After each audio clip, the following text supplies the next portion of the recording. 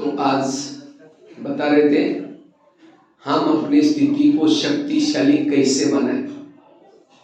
तो स्थिति को शक्तिशाली बनाने का पहला पाठ है, पहला अभ्यास है आत्मिक स्वरूप में टिकना। क्योंकि जो आत्मिक स्वरूप में है वो है शक्तिशाली। क्योंकि आत्मिक स्वरूप में रहने से विकार नहीं आते, पुराने संस्कार जागृत नहीं होते। इतना ही नहीं, आत्मिक स्वरूप में रहने वालों के इर्द गिर्द में गुण और शक्तियां होती है। आज कई भाई बहन की कंप्लेन है, मुझे सहन नहीं होता। सहन करने का पुरुषार्थ नहीं किया जाता है। बीज बोया ही नहीं, पानी डाला ही नहीं, वृक्ष आएगा ही नहीं, वृक्ष को फल लगेगा ही नहीं। इसी तरह मैंने आत्म अभिमानी का बीज बोया ही नहीं, स्मृति का पानी दिया ही नहीं, तो हमारे जीवन रूपी वृक्ष में सहनशीलता, धैर्यता, सत्यता, ये गुण रूपी फल कहां जाएंगे? आत्म अभिमानी स्थिति का रिजल्ट है दैवी गुण, दैवी शक्तियां। इसलिए आत्म अभिमानी बनो, अशरीरी बनो, विधेयी बनो। देवता बनने का पहला पाठ है आत्म अभिमानी बनना। बिल्डिंग बनाई जाती है, फाउंडेशन मजबूत होता है। जितना खर्चा फाउंडेशन में उतना खर्चा ऊपर लगता है। अब जिन्होंने फाउंडेशन के लिए कंजूसी की, आंधी तूफान आएगी, भूकंप आएगा, बिल्डिंग गिर जाएगी। इसी तरह जिन्होंने आत्म अभिमानी स्थिति के ऊपर मेहनत नहीं की, सेवा करने में लगाए, दूसरों को सुनाने में लगाए, क्या क्या करने में लगाए, आंधी तूफान आएगा, विकारों में फेल हो जाता है। फिर सोचा ऐसा क्यों हो रहा है? क्यों? क्योंकि आत्मा का फाउंडेशन आपने कच्चा था, उसको पक्का नहीं किया था। इसीलिए आत्म अभिमानी बनने की जरूरत है। इसलिए जितना आत्म अभिमानी बनेंगे उतनी आपकी स्थिति अच्छी बनेगी।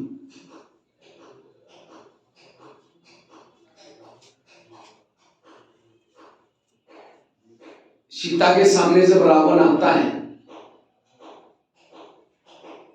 सीता क्या करते? माचिस तीली जला करके रख देते, रावण उसको टच भी नहीं करता। इसी तरह रावण के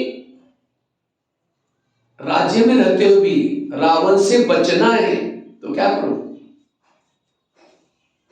आत्मा की तीली सदा जलाकर रखो, रावण टच भी नहीं करेगा। राम रावण का युद्ध चलता है, राम रावण का एक सिर काटता है, सिर कट जाता है, दोबारा जुड़ जाता है, फिर काटता है, फिर जुड़ जाता है। राम परेशान हो गए। विभीषण आया, कान में दो चार बातें सुनाई, ऐसे नहीं मरेगा, उसके नाभि में तीर लगाओ। और जब नाभि में तीर लगा, रावण क्या हो गया? मर गया। इसी तरह आज हम भी कोई 20 साल से, कोई 30 साल से रावण को मारने में लगा हुआ है। कभी काम का गला काटता है, कट तो जाता है, दोबारा जुड़ जाता है, फिर काटता है, फिर जुड़ जाता है। क्यों? हमने नाभि में तीर नहीं लगाया। नाभि अर्थात देह का भान। जब तक देह के भान को नहीं छोड़ेंगे, रावण नहीं मरेगा। इसलिए हर मुरली में बाबा कहते हैं बच्चा आत्मा समझो। आत्म अभिमानी वाली शक्तिशाली है। जानवर किससे डरते हैं? लाइट से। अगर कोई छोटे बच्चों को भी लाइट लेकर के जंगल में भेज दो, शेर चीता सारे भाग जाएंगे, कोई नहीं आएगा। वो बच्चे से नहीं घबरा रहे, लाइट से घबरा रहे। इसी तरह दुनिया भी विकारों का जंगल है, जिसके अंदर काम के, क्रोध के सब जानवर घूम रहे हैं। लेकिन उसी जानवर से बचना है, आत्मा की लाइट जलाकर रखो। विकारों का सरदार है देह का भान। देह भान आया, काम आता है, क्रोध आता है, सारे आते हैं। अंतिम समय विभिन्न प्रकार की समस्याएं आई।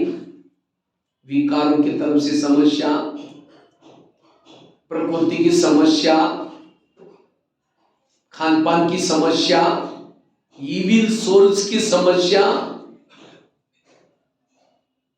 लेकिन तमाम परीक्षा में पास होना ही आत्मा का लेसन पक्का चाहिए। सभी पेपरों में पास होने के लिए आत्मिक स्थिति काम आ जाती। सतयुग में देवी देवता इसीलिए खुश रहे, हम सोने के महलों में रहते हैं, वो आत्मिक स्वरूप में, आत्मिक स्वरूप वाला निरंतर खुश है। इसलिए बाबा कहते अगर अपने आप को शक्तिशाली बनाना है, ये आत्मा का लेसन क्या करो, पक्का करो। आत्म अभिमानी स्थिति वाला एवर रेडी है, आत्म अभिमानी स्थिति वाला एवर रेडी है, कभी भी जाने के लिए तैयार है। तो ये आत्मा का पाठ हम पक्का कैसे करें? उसके लिए पवित्रता की धारणा चाहिए। पवित्रता के बिना सोल कॉन्शियस नहीं। क्यों पवित्रता और इसका कनेक्शन क्या है? पहले जमाने में दिया आता था, दिया यहाँ क्या बोलते हैं, लैल्टेन चिमनी बोलते हैं, पता नहीं क्या, त्रिकोना सा रहता था और केरोसिन डालते थे, बीच में बाती रहती थी कपड़े की, लैंप, तो फ्लेम लगा, माचिस लगा, फ्लेम जलती है। इसी तरह योगी भी एक दिया है, चिमनी है, उसको चारों तरफ योगी के बैकग्राउंड बनाओ, एक दिया बन जाएगा, चिमनी बन जाएगी। और इसके अंदर तेल है पवित्रता। जिस दिए में, जिस योगी में पवित्रता जितनी ज्यादा है, कहने की जरूरत नहीं, मैं आत्मा हूं, अपने आप दीपक जलता रहता है। अगर आत्मिक स्थिति नहीं है, इसका मतलब पवित्रता की कमी है। इसीलिए बाबा ने जिस दिन ब्रह्मा कुमारी में आए, पहला बात क्या बताया, बच्चे पवित्र बनो, फिर योगी बनो। इसलिए पवित्रता की हमारे लिए जरूरी है। और केवल पवित्र रहने से भी नहीं चलेगा। दिए में तेल तो है, बीच में बाती नहीं है, माचिस लगाओ, बाती का क्या काम होता है? नीचे जो फैला हुआ तेल, उसको कहां पहुंचाते हो? ऊपर फ्लेम तक। फ्लेम का भोजन क्या है? केरोसिन। इसी तरह स्मृति है बाती। जितना मन बुद्धि ऊपर लगाएंगे, मुझे घर जाना है, बाबा के पास जाना है, उतना हमारे शरीर में जो फैली हुई पवित्रता वो ऊपर जाएगी और आत्मा का दीपक जलता रहेगा। आत्मा का भोजन है पवित्रता। ये दीपक बुझा क्यों है? क्योंकि पवित्रता वेस्ट कर रहे हैं। इसीलिए सत्युग में पवित्र है, इसलिए सबके दीपक जागृत है। इसीलिए वजीर रखने की, किसी को पूछने की कोई जरूरत नहीं। अंधेरे में कोई चलता है, उसके बाद लाइट नहीं तो डरेगा, घबराएगा, कहीं खड्डा ना हो, कहीं ये ना हो। इसी तरह आज हमें डर लगता है, भय लगता है, क्यों? दीपक बुझा हुआ है। इसलिए जिसका दीपक जला हुआ है, उसको किसी को पूछने की जरूरत है, मैं रॉन्ग कर रहा हूं या राइट कर रहा हूं। वो जो करेगा अंदर से कहेगा ये करो, ये करो, आवाज आएगा। आत्मिक स्थिति है। इसलिए आत्मिक स्थिति पवित्रता के साथ, दूसरी बात है आत्मिक स्थिति के लिए 7 स्वरूपों का अभ्यास करो। आत्मा के ओरिजिनल 7 गुण है, शांत स्वरूप, आनंद स्वरूप, शक्ति स्वरूप। एक एक दिन के लिए एक एक गुणों का अभ्यास करो, आपकी आत्मिक स्थिति बन जाएगी। मैं कोई क्लास नहीं करा रहा हूं, मेरे जितने भी क्लासेस हैं स्वयं के अनुभव के आधार से। मैं जब शुरू में ज्ञान में आया था, 7 दिन के लिए मैंने 7 गुण फिक्स किया। एक दिन शांत स्वरूप, एक दिन शक्ति स्वरूप, एक दिन आनंद स्वरूप। और उसी ने मुझे आत्मिक स्थिति में स्थित रहने के लिए बहुत हेल्प की। तीसरा है निरहंकारी बनना। जितना निरहंकारी उतना निराकारी स्थिति अपने आप बनेगी। कभी भी कोई कलाओं का, विशेषताओं का अभिमान ना हो। ये हमारे जीवन की जो कलाएं हैं, विशेषताएं, ये प्रभु की देन है। मेरा भाग्य बनाने के लिए प्रभु ने कला भरी है। अब मेरा बायोडाटा आप लोग सुन रहे थे। कहा मैं वंडरफुल 11 साल तक स्कूल भी नहीं गया था। 11 साल लौकिक में स्कूल में गए नहीं थे, लौकिक में 6-6 महीना स्नान भी नहीं करते थे। मैं रियल बात आपको सुना रहा हूं। बकरी चराते थे, एक बार कपड़े डाल दिया निकालते नहीं थे, दोबारा फटने तक ऐसे ही पड़े रहते। 11 साल के बाद हमारे खेती से एक बच्चा जाता था, मैं सोचता थी कहाँ जाता है, क्योंकि माँ बाप ऐसे झोपड़ी में रहते थे, वही जैसे माँ बाप हम भी ऐसे करते थे। तो 11 साल के बाद जब उस बच्चे के पीछे पीछे गया, वो एक गांव में, वहां लगभग आधा पौन घंटा नजदीक गांव है, उस गांव में बच्चे जाकर के मंदिर में इकट्ठे बैठते हैं। तो मैं इस बच्चे को फॉलो करते हुए गया, तो वहाँ एक ही टीचर था, 7 कक्षा थी। तो मैंने कहा सर मुझे भी पढ़ना है। तो टीचर ने कहा तुम तो बड़े हो गए, तुम नहीं पढ़ सकते। हमने कहा सर मुझे कोई नौकरी नहीं करनी है, मुझे कोई सर्टिफिकेट नहीं चाहिए, मेरे कोई हाजिरी नहीं लगाओ, लेकिन मुझे क सीखना है। मैं कोई गाँव में जाऊँगा तो बस का बोर्ड कैसे पढ़ूंगा। अब टीचर भी वंडरफुल सोचेगी। तो कहता है ठीक है कल से आओ। तो मुझे पहले दिन 5वीं कक्षा वाले बच्चों के साथ बिठाया, कहा कि पहले को सुनाएंगे तो भी सुन लेना, दूसरे को सुना, क्योंकि एक ही रूम थी, 7 कक्षा इकट्ठी बैठती थी। रोज जब जाना शुरू किया, घर वालों मना कि आपने पैसे नहीं। मैंने कहा मैं बिना पैसे का पढ़ूंगा। कहा कि ऐसे जाना तो भले जाओ। 1 साल के 6वीं में, फिर 7वीं में, 7वीं कक्षा की बोर्ड की परीक्षा थी। तो टीचर ने कहा तुम डायरी पेन नहीं लाती, कल से स्कूल में नहीं हो। मैंने सोचा क्या करें, घर में तो मना किया। तो मैं क्या करता था, रद्दी से पुरानी डायरी लाता था, रद्दी की, और पहले स्याही से लिखते थे। रद्दी की डायरी को पानी से धुलाई करके धूप में सुखा के फिर लिखता था। और एक दिन आया, उसी रद्दी के अंदर एक ब्रह्मा कुमारी का किताब मिला। देखो मैं चोरी कर सकता था, अगर चोरी करता तो फिर मुझे रद्दी को डायरी लाने की जरूरत नहीं थी। तो मेरी ईमानदारी का, सच्चाई का फल भगवान ने मुझे रद्दी के द्वारा मिल गया। और उस रद्दी के किताब जो मिला था उसमें 3 लोग का चित्र था, स्पेशल जो है ना अपना ब्रह्मा कुमारी का 3 लोग का चित्र। जब ये 3 लोग का चित्र मैंने देखा तो 8 दिन पहले हमको एक लेसन पढ़ा था टीचर ने, आर्मस्ट्रांग, नील आर्मस्ट्रांग, ये दोनों पहला कदम चंद्रमा पर रखा है, ऐसा वो आता है इसमें ज्योग्राफी में। लेकिन जब मैं मुझे किताब मिला तो मैं सोचा आर्मस्ट्रांग, नील आर्मस्ट्रांग तो चंद्रमा पर पहला कदम रखा मानव ने, तो यहाँ ब्रह्मापुरी, विष्णुपुरी, चंद्रमा जी भी पा रहे, वहां कौन रखा? ये तो सर ने बताया नहीं। मैंने उस किताब को लेके जाकर के सर को दिखा, हमने कहा सर आपने बहुत पुराना ज्योग्राफी पढ़ाया, आजकल तो मनुष्य चांद से भी पार गए।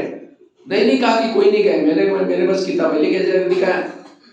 तो सर कहता है छोड़ो, उसका कोई क्वेश्चन नहीं आएगा। हमने कहा सर पढ़ाई केवल क्वेश्चन आंसर लिखने के लिए तो नहीं पढ़ते। तो मैंने क्या किया, प्रिंसिपल के पास गया, उनको पूछा, उन्होंने भी यही जवाब दिया। फिर जो भी पढ़े लिखे लोग सबको पूछता था, आखिर किसी ने नहीं जवाब दिया। तो मैंने ब्रह्मा कुमारी में पत्र लिखा, आइडिया आई तो ब्रह्मा कुमारी में पत्र लिखा, आदरणीय ब्रह्मा कुमारी, आप लोग तो चंद्रमा से भी पार गए, लेकिन आप लोगों ने अपना नाम ज्योग्राफी में क्यों नहीं लिखवाया करके भेज दिया। तो वहां से मुझे एक पत्र आया, आप 10 रुपए भेजो, इसके बारे में जानकारी देंगे। तो मेरे पास 10 रुपए तो था ही नहीं।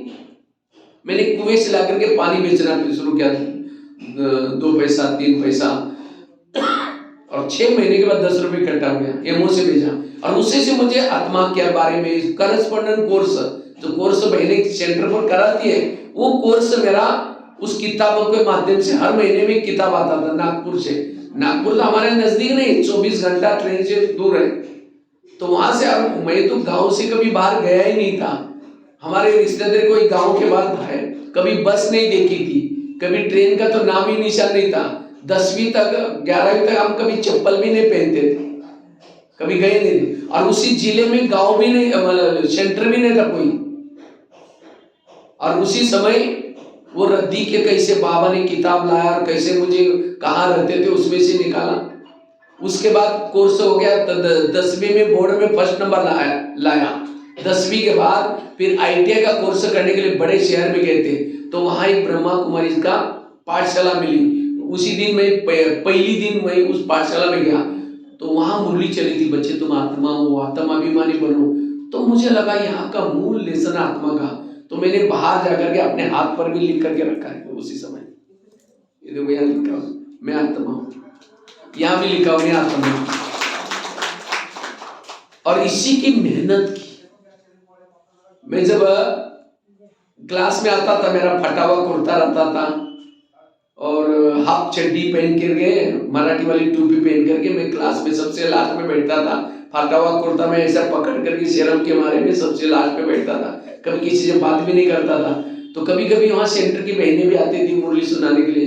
कहते बेचारा गरीब बच्चा भी रोज आता है, पता नहीं सत्युग में आएगा नहीं आएगा, कुछ बात भी नहीं करता, कभी बोलता भी नहीं। तो फिर भी मैं आता था, मैं कभी रोज मुरली और ये इसके लिए बिल्कुल। तो ITI पूरा हुआ, उसके बाद फिर मुझे लगा मधुबन में जाना है।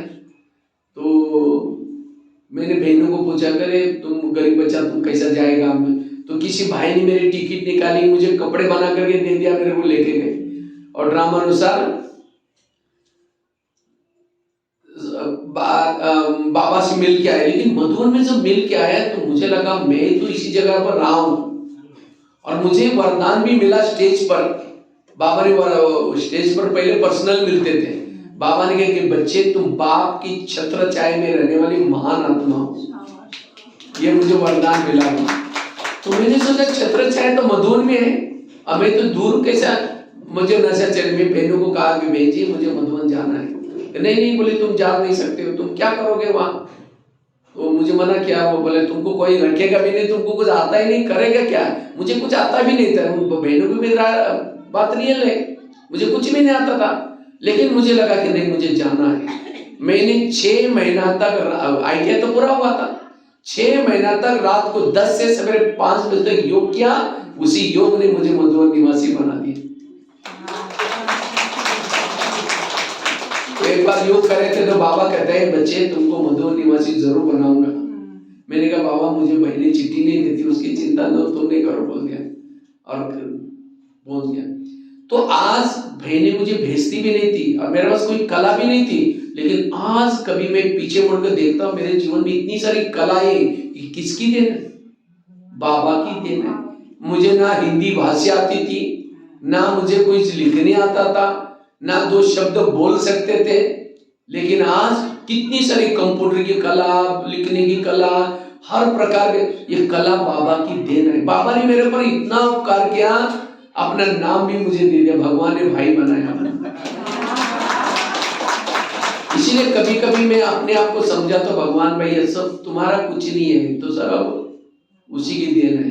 इसीलिए अभिमान का कोई प्रश्न ही नहीं। इसीलिए मैं कभी बस में जाता हूँ, कैसे आज 40 साल से ज्ञान में चलता हूँ, लेकिन आज मेरे पास ना कोई साइकिल, ना कोई ऑटो, ना कुछ नहीं है, कुछ भी नहीं रखा। लेकिन भारत में सबसे ज्यादा मधुबन निवासी भी से सेंटर देखे होंगे तो हमने देखे। पूरा भारत के कोने कोने के, नेपाल के तो 70 जिलों में जाकर के कार्यक्रम किया, बसों में, ट्रेनों में, और स्लीपर में जाता हूं। कम खर्चा वाला नसीब, खर्चा कम करके जाते हैं। तो ये बाबा ने इतनी मधुबन से छुट्टी मिलना, ये भी भाग्य।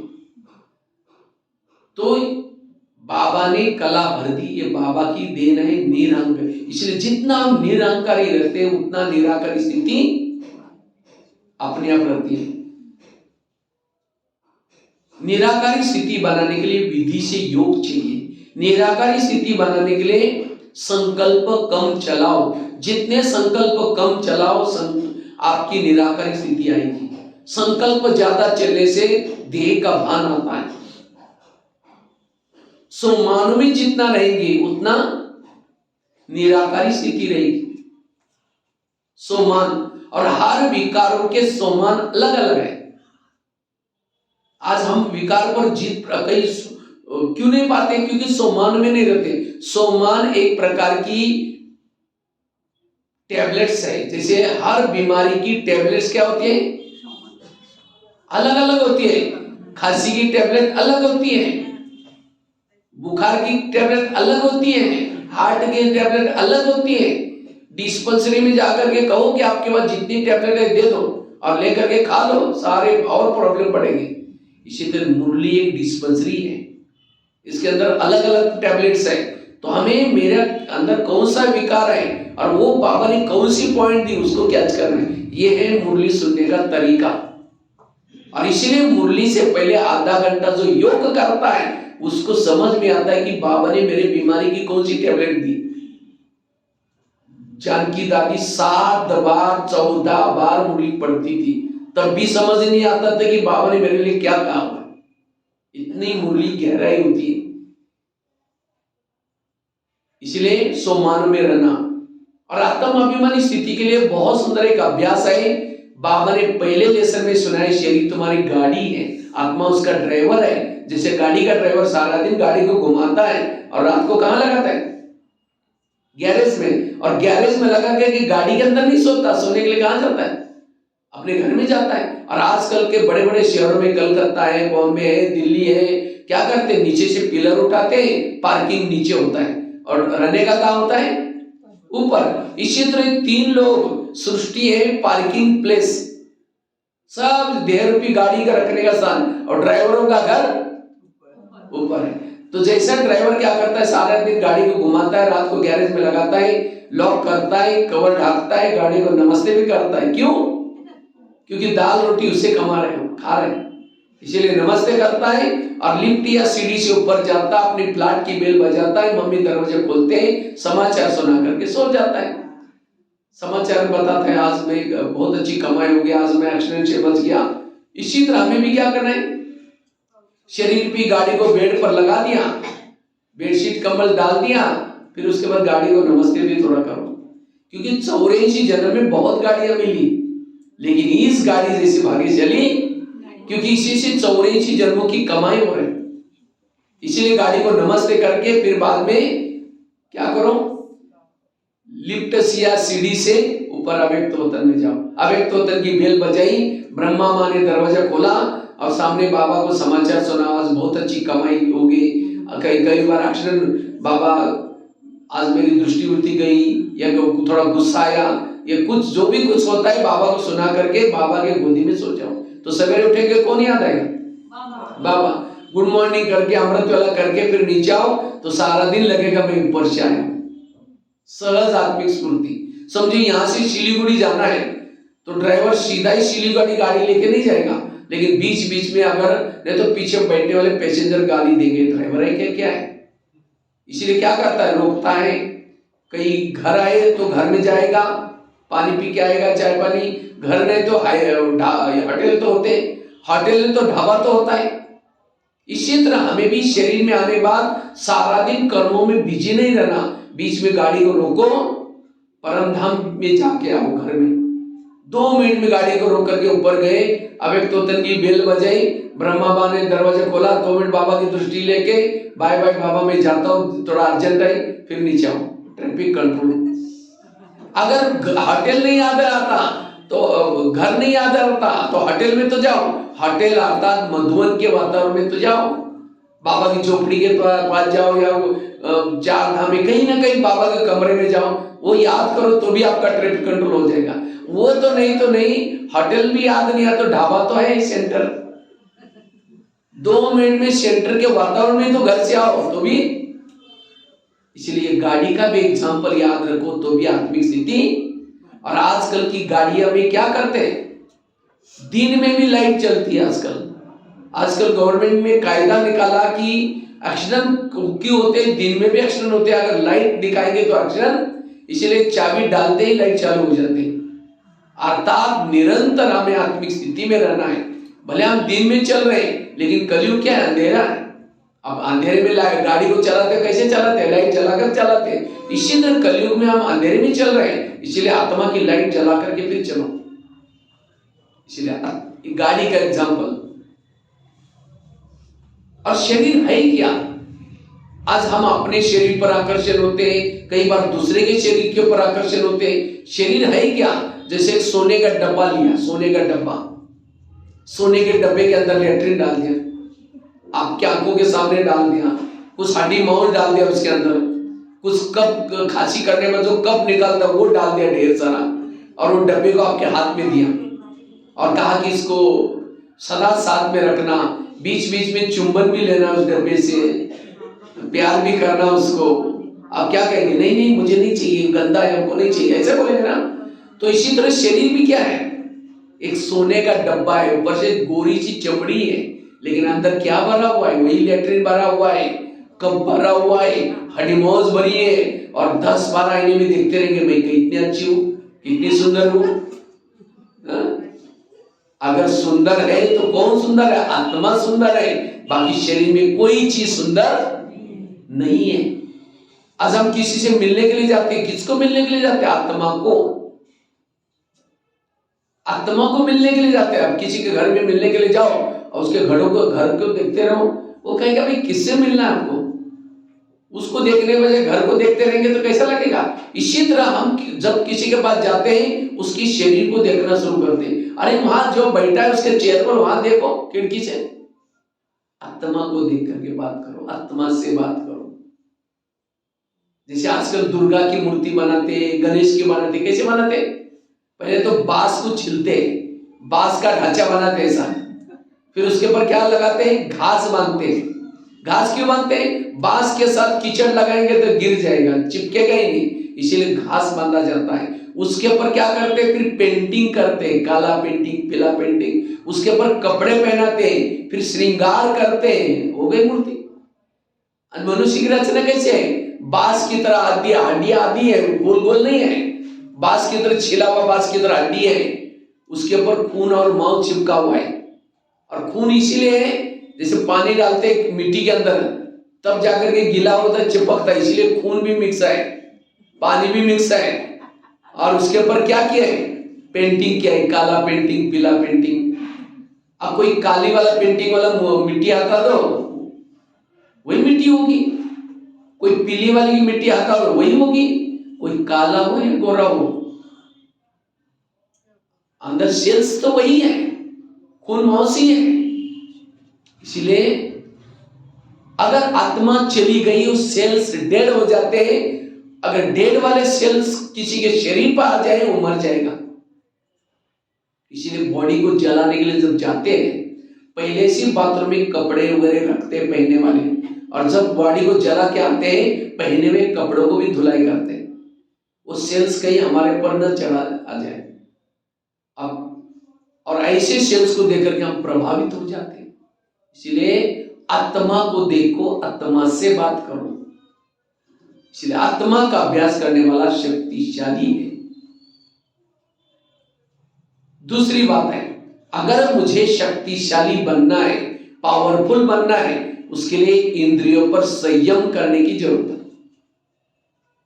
जिसका कर्मेंद्रिय पर संयम है, स्वराज्य अधिकारी है, वो है शक्तिशाली। तो कृष्णा नगर वाले राजा कौन कौन बनेगा? हाथ खड़ा करो। अच्छा, सबको बनना है राजा? वाह, बहुत अच्छा। लेकिन राजा किसको कहेंगे? जिसका इंद्रियों पर शासन है उसको राजा कहेंगे। तो सबका इंद्रियों पर शासन है। मन को कहा है, मन तुम परम धाम आधा घंटा जाना, लेकिन मन कहीं मार्केट में चला जाता है, तो राजा कैसे बनेंगे? राजा बनने का आधार है स्वराज्य अधिकारी स्थिति। ऐसा नहीं बाबा ने कोई मुरली में कहा कि जो मधुवन में रहते हैं वो राजा बनेंगे। जिन्होंने मम्मा बाबा को देखा है वही राजा बनेंगे। जिन्होंने जो बहुत, आप सभी फोन को थोड़ा साइलेंस में करेंगे तो अच्छा है। जब भी कभी भी कोई क्लास में जाते ना, जाते ही आप फोन को क्या करो? साइलेंस में करो, क्योंकि भगत आपको छोड़ेंगे नहीं है। इतना दिन मंदिर में घंटी बजाते रहे, आप यहाँ भी घंटियां बजाना शुरू करें। और आप इसे नियम बनाना, जिस समय क्लास में किसी का मोबाइल बजेगा, दूसरे दिन उसको मौन में रखने की सजा, वो खुद उसका मौन फिर गई। ठीक है? तो हर एक को करके रखना भी, नहीं तो सबका ध्यान बढ़ जाता है। साइलेंस में रखना। भले मैं तो जिस समय सेंटर पर पहुंचता हूं तब से लेकर के जिस दिन ट्रेन में बैठूंगा तब तक मोबाइल को बिल्कुल साइलेंस, बंद नहीं करते, साइलेंस रखते। बाद में जब टाइम मिला तो मोबाइल क्या करो।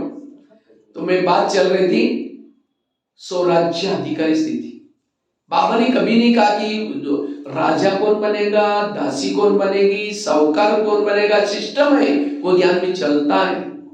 धन से सेवा नहीं करता, ज्ञान भी दूसरों को नहीं सुनाता, इंद्रियों के भी अधीन है, लेकिन ज्ञान भी चलता है।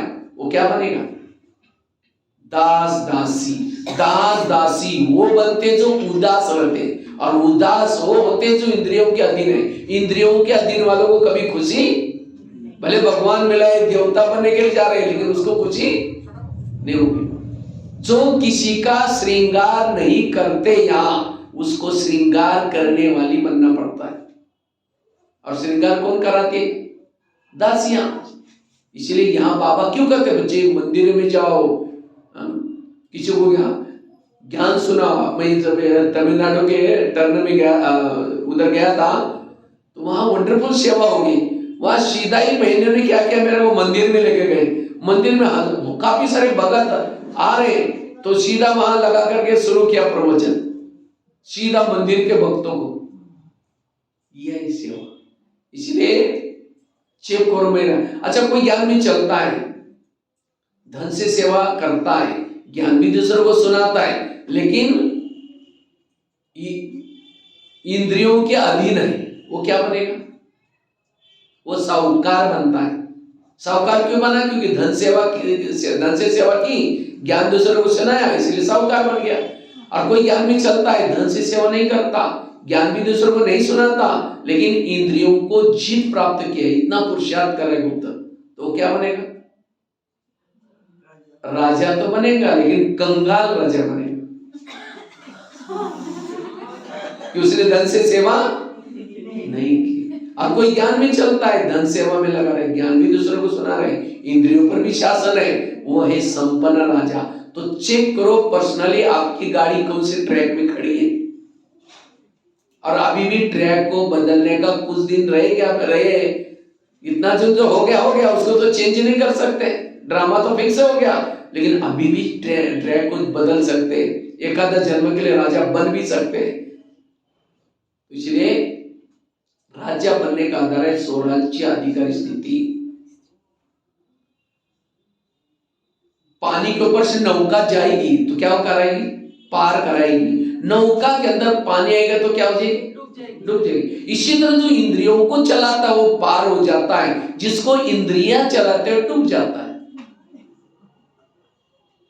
सामने से कोई आ रहा है, मन करते हैं बेकार है, ये अच्छा नहीं है, इन्होंने हमको धोखा दे दिया है, आत्मा चुपचाप सुनता है, यह अधीन आत्मा है। अधीन वाला कभी अधिकारी नहीं बन सकता। आज कई माताएं कहती मेरे बच्चे मानते ही, मेरा पति मानता ही। जिसकी इंद्रियां नहीं मानती उसका कोई नहीं मानेगा। इसलिए बाबा कहते हैं चैरिटी बिगिंस एट होम। आप अपने घर को सुधारो। घर मतलब लौकिक नहीं, ये शरीर आत्मा का पहला घर है, इसको सुधारो। बाबा कहते हैं बच्चे तुम स्वयं को बदलो तो दुनिया। तो स्वयं को बदलना मतलब क्या करना? बैच पहनना, सफेद ड्रेस पहनना, रोज मुरली सुनने के लिए आना, अमृत वाला उठना, ये बदलना। तो बदलना मतलब क्या? स्वयं को बदलना अर्थात हर इंद्रियों को श्रीमत के आधार से चलाना। तो क्या हमारे घर में, ये घर में सब ज्ञान में चल रहे? पहला इनका कोर्स करो, और जब घर के आपके ज्ञान में चलना शुरू करेंगे, चैरिटी बिगिंस हो जाएंगे, तो दुनिया में सब कुछ बदल जाएंगे अपने आप। आंखें ज्ञान में चलती है, कान ज्ञान में चलता है, मन ज्ञान में चलता है। अगर आंखें ज्ञान में चलती तो योग में बैठते ही बंद हो जाती। कान ज्ञान में चलता, कोई परिचिंतन सुनाता है, अच्छा और क्या हो, इससे हम लोग ज्ञान में नहीं चल रहा। इसलिए हर इंद्रिया जब ज्ञान में चलेगी तब कहेंगे माता बड़ी अच्छी है, भाई बहुत अच्छा है। जिसका इंद्रियों पर संयम आए उसके इर्द गिर्द में गुण और शक्तियां रहेगी। आज गुण और शक्ति क्यों नहीं है? क्योंकि इंद्रियों पर संयम नहीं है। इसलिए स्वराज्य अधिकारी बनो। प्रधानमंत्री दिल्ली में शांति में तब रहेंगे जब उसके पार्टी के सारे लोग अपनी ड्यूटी एक्यूरेट करेंगे। इसी तरह आत्मा को शांति तब होगी जब हमारी हर इंद्रिया अपनी ड्यूटी एक्यूरेट करेगी। एक ने गलती की, आत्मा की नींद फिर गई। इसलिए स्वराज्य अधिकारी बनना। समझो प्रधानमंत्री को किसी ने गाली देने वाला पत्र लिखा, वो पत्र कहां जाएगा? कहाँ जाएगा? उसके पीए के पास। पीए कहेगा फालतू आदमी क्या लिखता है, इतना अच्छा काम कर रहे, माना उसका पीए उसका हितैषी है। तो इसी तरह हमें कोई गाली देता है, हम वो गाली कहाँ थे? हमारा पीए कौन है? आत्मा का कान। कान फटाफट आत्मा तक पहुंचा दे, देखो हमको गाली दी तो सारी इंद्रिय डिस्टर्ब, मन डिस्टर्ब, बुद्धि डिस्टर्ब, मुख डिस्टर्ब, सब में हलचल आ गई। और सवेरे 4 पेज की मुरली सुनी थी पीए ने, वो नहीं बोलता हमारी मुरली में ऐसा बोला, उसको निकाल लेता है। इसका मतलब कान आपका हितैषी नहीं है। जब आपके घर के हितैषी नहीं है, यही प्रॉब्लम है। इसलिए पहले इसको ठीक करो। पहले राजे कहां रहते थे? किले में रहते थे, और किले के कई दरवाजे रहते थे, सिक्योरिटी रहता था। कोई भी अगर जाता था उसकी पूछताछ होती थी, कहां जा रहे, क्यों जा रहे। इसी तरह हमारा शरीर क्या है? एक किला है, और इस किले के कई दरवाजे, कौन से? मुंह, आंखें, कान, ये क्या है? दरवाजे। लेकिन इसमें कोई रोकने टोकने वाला कोई नहीं है, कुछ भी जा रहे हैं। और आत्मा की हालत, राजा को मार पिटाई कर रहे हैं, रक्षक ही भक्षक बने हैं। इसलिए इस किले को मजबूत करो, ये है सो परिवर्तन। अब बॉर्डर पर रहने वाला कोई दुश्मन से मिला हुआ है, पाकिस्तान के बॉर्डर पर कोई सिक्योरिटी है, और कोई आतंकवादी कहता है कि 1000 की नोटों की बोरा लो, लेकिन मुझे अंदर जाने दो। वो सैनिकों लोग कह रहे ये बोरा मिलता है, इतना नौकरी करने के बाद भी नहीं मिलेगा। वो बोरा लेकर के उसको छोड़ेगा तो क्या हो जाएगा? वो कितने लोगों को मारेगा। इसलिए उसको नोट प्रेमी नहीं, देश प्रेमी बनने की जरूरत है। इसी तरह आज हमारे बॉर्डर, आत्मा की रक्षा करने वाला कौन है? कान।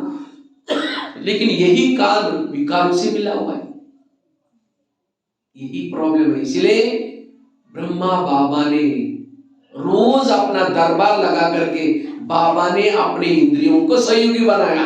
इस युद्ध क्षेत्र में विजय बनना चाहते हो, इंद्रियों का सहयोग जरूरी है। अगर इंद्रिया आपको सहयोग नहीं दी, ये तो क्या 10 संगम युग में भी ज्ञान योग करो, कोई फर्क नहीं पड़ने वाला। वही संस्कार रहेंगे, वही आदतें रहेंगी। अगर आप इंद्रियों को सहयोग देना, कल आप कर्मातीत बन सकते हैं, कल आपको विजयी बन सकते हैं, कोई विकार नहीं आएंगे आपके पास। और बाबा ने ये पुरुषार्थ किया। नहीं तो आज दुनिया का शास्त्र ग्रंथ सारा इकट्ठा करो, एक पहाड़ बन जाएगा, लेकिन उसे हुआ कुछ, नीचे बढ़ते गए। इसी तरह आज फेसबुक में, व्हाट्सएप में इतनी सारी चटपटी बातें आ रही, जो मूल बाबा ने मम्मा ने किया, हम उसको छोड़ करके उन बातों में लगे। इसलिए विकार पर जीत प्राप्त करने के लिए आत्मिक स्थिति, स्वराज्य अधिकारी स्थिति, एक ब्रह्मास्त्र है, उसका प्रयोग करो। सिर्फ इजी है, कोई मुश्किल नहीं है। अपने इंद्रियों को अपने अनुसार चलाना, सारा दिन ध्यान रखना। अगर इनका ध्यान नहीं रखेंगे तो भविष्य के राजा बनकर के दुनिया को कैसे संभालेंगे? और यह नजदीक है ना, यहाँ दूर थोड़ी है। आपका आंखों के सामने सब राजधानी है, लेकिन उसके लिए टाइम निकाल करके थोड़ा बैठो। जैसे भारत में अंग्रेज घुसे थे, कैसे घुसे थे? कैसे घुसे थे पता है ना? भारत में नवाबों का शासन था। बंगाल का नवाब, मैं कल गया था भाई, तो किसी कहा कि यहाँ ही अंग्रेजों का वो दूसरा, मेरे को रात में मैंने देखा, कुछ स्पष्ट नहीं देखा, वो फॉरेनर ने बहुत सारी बिल्डिंग बनाई। देखो नवाब मिले, इसीलिए भारत में अंग्रेज आ गए थे। बंगाल का नवाब, बिहार का नवाब, सूरत का नवाब, अनेक नवाब थे। तो अंग्रेज आए, नवाबों के साथ दोस्ती की, करते करते दिल्ली के ऊपर अटैक, और भारत क्या हो गया? गुलाम बन गया। इसी तरह ये शरीर पे हमारे इंडिया है, इसकी राजधानी यहाँ है, लेकिन इसमें कई नवाब है, कान, मुंह, कान के नवाब है, अपना अपना शासन है। तो माया रूपी अंग्रेज आते हैं, इनके साथ दोस्ती करते हैं, आंखों के साथ दोस्ती की, मुंह के साथ दोस्ती की, कान के साथ की, फिर आत्मा के ऊपर अटैक किया। इसलिए हमें इनको नवाबों को अपने साथ में लो। इसको कहते हैं अखंड भारत। आज कई कहते सतयुग कब आएगा, कितना साल बाकी है। बाबा ने तो कहा कि संगम 100 साल का होता है, अभी तो 86 साल पूरा हो गया। सतयुग का गायन क्या है? एक धर्म, एक राज्य, एक भाषा, एक कुल, एक मत। क्या मैं आत्मा का एक राज्य इसके ऊपर है? आत्मा चाहता है, कोई करता ही नहीं, तो सत्युग कैसा आएगा? आएगा तो सही, हम उसमें नहीं जा सकेंगे। सत्युग बाहर नहीं, अपने अंदर बना दो। एक धर्म, एक राज्य, एक भाषा बनाओ। यह है पुरुषार्थ। इससे परिवर्तन आएगा। विघन 4 प्रकार के। एक है जिन लोगों के बीच में रहते हैं उन लोगों की तरफ से आने वाला विघन। वो आपको तंग करेंगे, अपमान करेंगे, निंदा करेंगे, आप डिस्टर्ब हो जाएंगे, संकल्प विकल्प चलेंगे, समय वेस्ट जाएगा।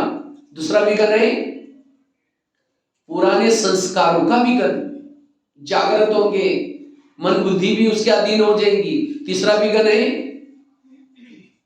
प्रकृति का विघन, एकदम सर्दी बढ़ जाएगी, गर्मी बढ़ जाएगी, आप योग भी नहीं लगा सकेंगे, जैसे बीमारियां बढ़ जाएगी। और चौथा विघन है इंद्रियों का विघन। सबसे खतरनाक विघन है इंद्रियों का विघन। अगर लोग मुझे कुछ भी बोले लेकिन मेरी इंद्रियां अपनी ड्यूटी पर अड़ग है, वो आत्मा तक वो बातें पहुंचेगी ही नहीं, विजयी बनेंगे उसमें। अगर इंद्रिया ठीक है, अपनी अपनी ड्यूटी ठीक है, संस्कार कभी भी नहीं आ सकते। संस्कार को कौन लाता है? इंद्रिया लेके आती है।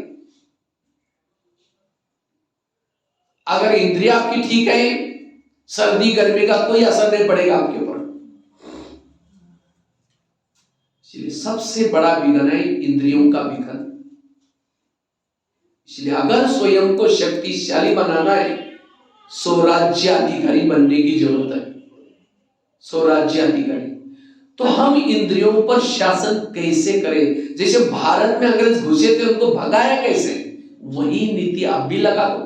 कैसे भगाया था? कैसे भगाया? जगह जगह पर सभा लगाई।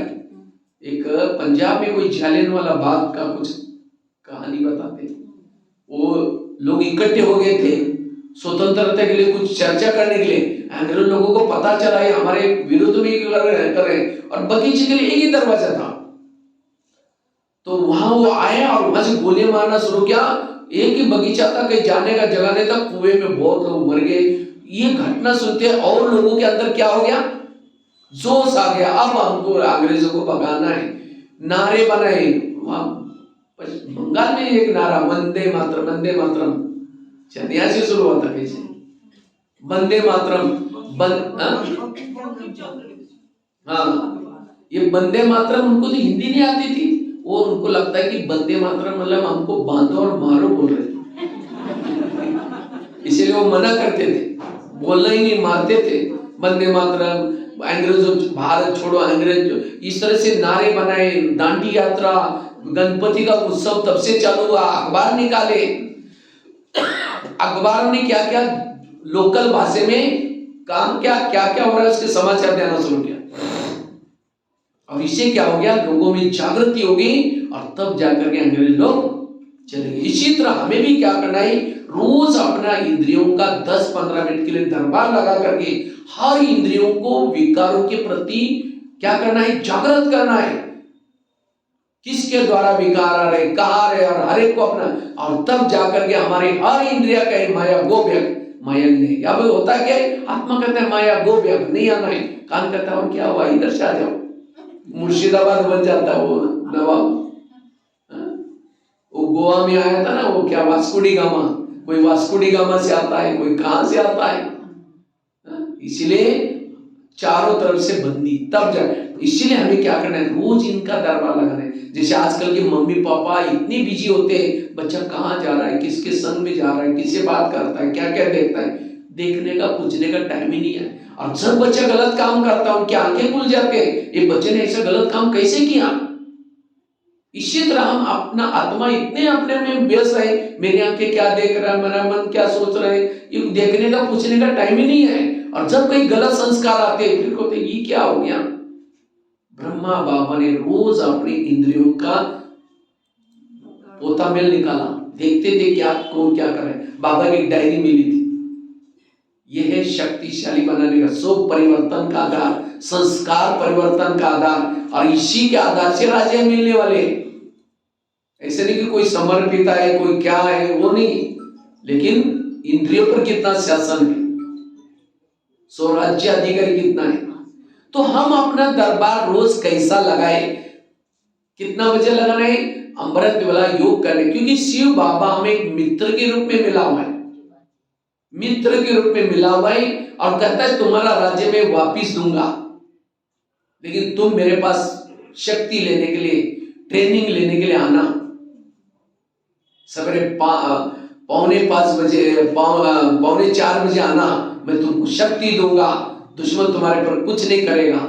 और हम अमृत वेला रोज इसके बाद जा करके बाबा से शक्ति लेकर के फिर आना है। नहीं तो आधे रास्ते में हम क्या करते हैं, आधे रास्ते में गुम हो जाते, ऊपर तक जाते ही नहीं, तो शक्ति कैसी मिलेगी।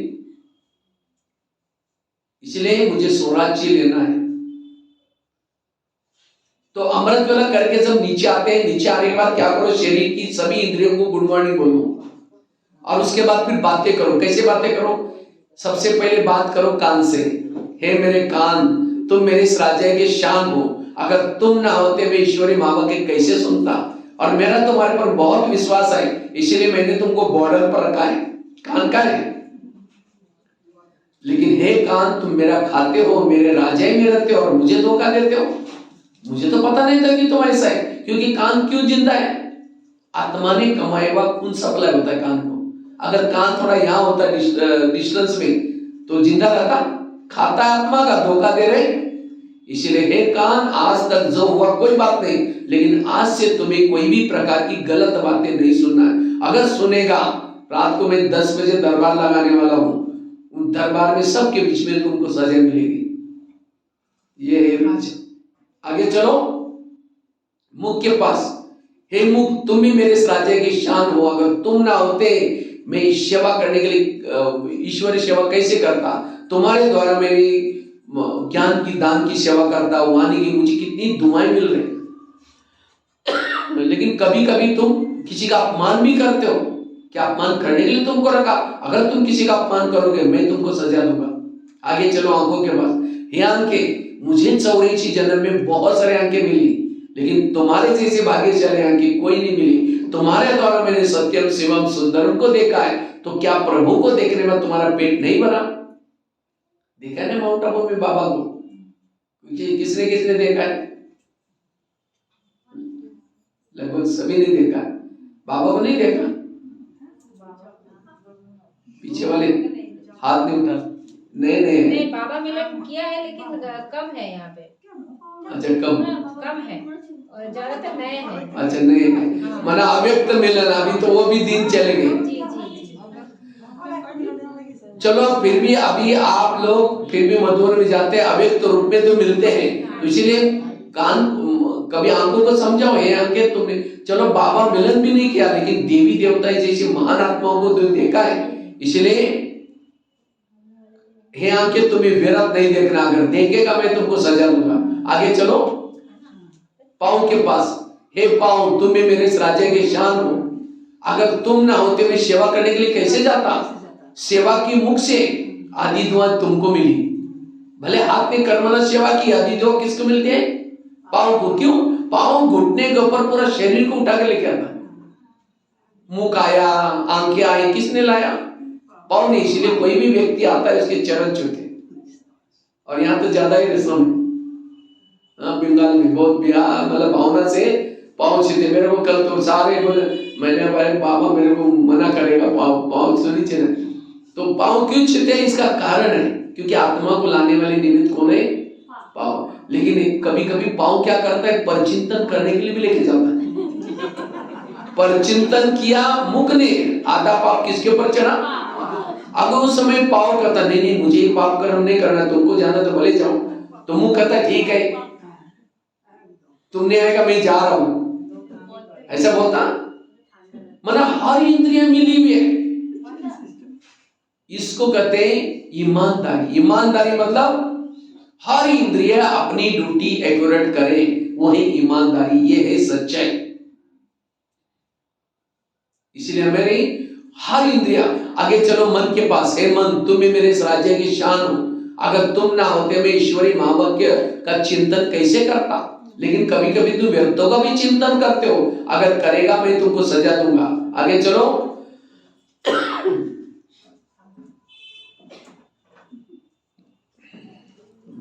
बाजा थोड़ा खराब हो गया।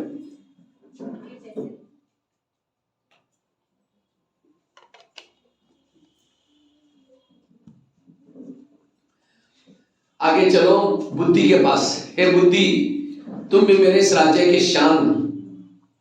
मैंने सभी इंद्रियों में से चुन करके तुमको मंत्री बना है। बुद्धि कौन है? कौन सा मंत्री? केंद्रीय मंत्री है, गृह मंत्री है। गृह का पूरा शरीर का मंत्री कौन है? गृह को संभालने वाला, जिसको होम मिनिस्टर कहा जाता है। क्योंकि उसके बिना कहीं भी, समझो मन में विचार है मुझे फिल्म देखने के लिए जाना है, तो मन की फाइल कहाँ जाती है? बुद्धि के पास। फिर बुद्धि कहेंगे ठीक है जाओ। अब जैसे जाओ बोला, पाँव चले गए, आंखें चली गई, कान चले गए, सब लोग चले गए। तो आज तक जो भी पाप कर्म हुआ है, साइन किसके? बुद्धि की। तो इसीलिए कभी एकांत में बैठ करके बुद्धि से बातें करो। हे बुद्धि, मैंने तुम्हें सभी इंद्रियों से चुन करके मंत्री बनाया और मुझे लगा तुम मेरा राज्य कारोबार अच्छा करेगा, लेकिन तुमने मुझे ऐसा धोखा दिया, मेरी पूरी राज्य ही चली गई। इसलिए हे बुद्धि, आज से तुम्हें कोई भी गलत निर्णय नहीं लेना है। जो भी निर्णय लेना है श्रीमत के आधार से लेना है। अगर तुम गलत निर्णय लेंगे मैं तुमको सजा दूंगा। ये है राजा। तो हाथ खड़ा किया था, हम राजा बनने वाले हैं, तो इतना मेहनत कर।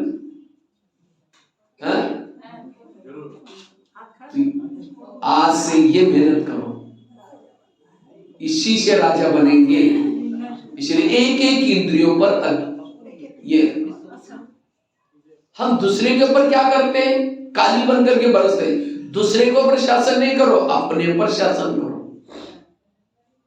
संगम युग का शासन है स्वराज्याधिकारी। स्वराज्य अधिकारी जो होंगे वो सतयुग में राजा बनेंगे। जो स्वराज्य का पुरुषार्थ कर रहे थे तो भी फेल हो गए, वो त्रेता के राजा बनेंगे। और द्वापर का राजा कौन बनेगा? जो भावना वाला है वो द्वापर का राजा। कलयुग का राजा बड़ों के पास जाकर के दूसरे की बुराई करके अपने आप को होशियार समझने वाला, वो कहां बनता है? कलयुग का राजा।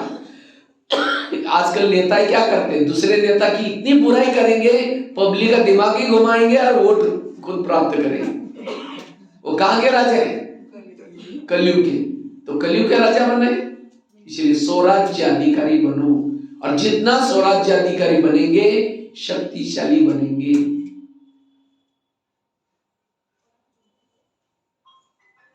यह हो गया सवेरे का दरबार। फिर रात को दरबार लगा दो। कितना बजे? रात को 10 बजे दरबार लगा दो। और फिर सभी इंद्रियों से बात करो। सबसे पहले बात करो कान से। कान, तुम्हारा चाट कैसा रहा? तुम्हारा बहुत बहुत धन्यवाद। सवेरे 7 बजे तुम्हारे द्वारा मैंने मुरली सुनी थी, लेकिन 12-1 बजे कोई माता जी आई थी, किसी की व्यर्थ बातें सुना रही थी, तुमने नजदीक जाकर सुना था। और क्या हुआ?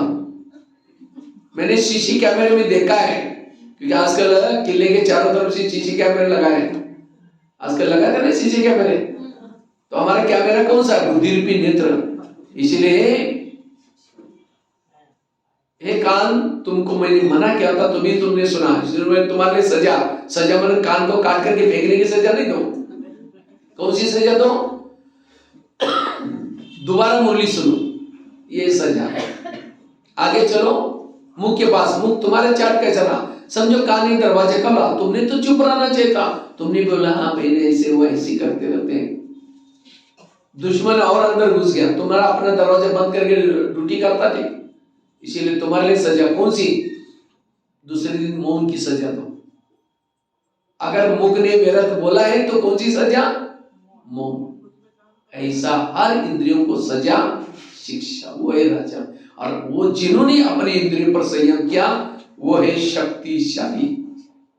तो शक्तिशाली बनने के लिए 2 बातें बताई। पहली बात आत्म अभिमानी का अभ्यास, दूसरी बात स्वराज्य अधिकारी, तीसरी बात, सभी ध्यान से सुन रहे? ये तीसरा पॉइंट सुन करके फिर हम थोड़ा योग करेंगे बीच में, ठीक है? ये सभी उठ करके थोड़ा एक्सरसाइज करेंगे 2 मिनट। चलो एक गीत बजाएंगे भाई जोर से, अच्छा वाला कोई गीत बजा देना। मेरा बाबा बजाओ या कोई ना कोई।